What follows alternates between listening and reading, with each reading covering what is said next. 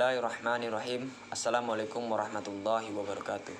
Innal hamdalillah nahmaduhu wa nasta'inuhu wa nastaghfiruhu wa na'udzu billahi min syururi anfusina wa min sayyiati a'malina.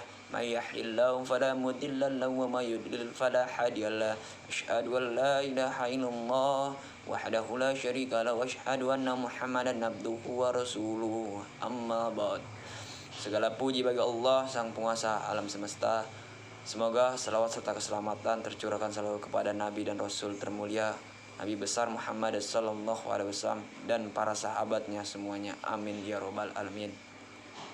Kaum muslimin yang berbahagia, saya sini akan menyampaikan sedikit tentang kultum saya yang berjudul membiasakan berbuat baik.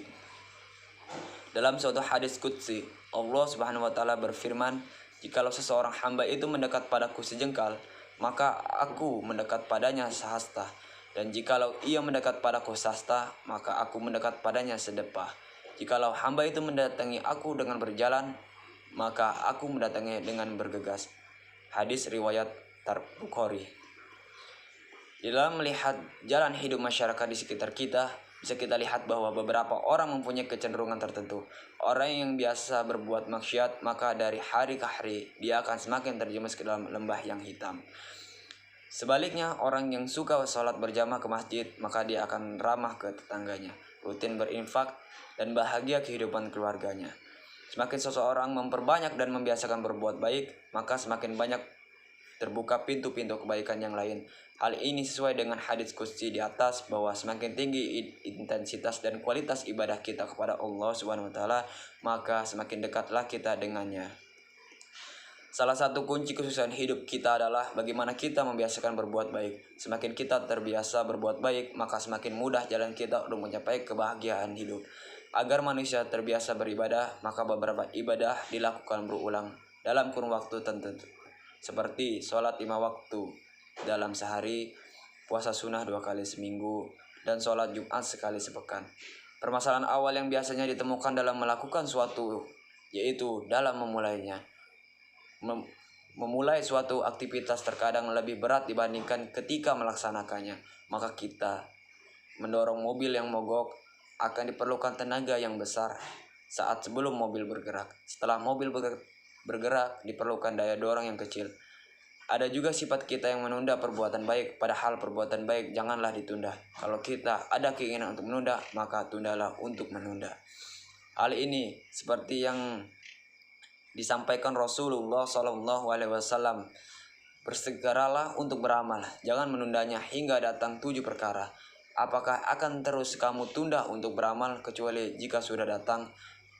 Kemiskinan yang membuatmu lupa, kekayaan yang membuatmu berbuat melebihi batas, sakit yang merusakmu, usia lanjut yang membuatmu pikun, kematian yang tiba-tiba menyebutmu, dajjal, suatu perkara gaib buruk yang ditunggu, saat kiamat, saat bencana yang lebih dahsyat, dan siksanya yang amat pedih.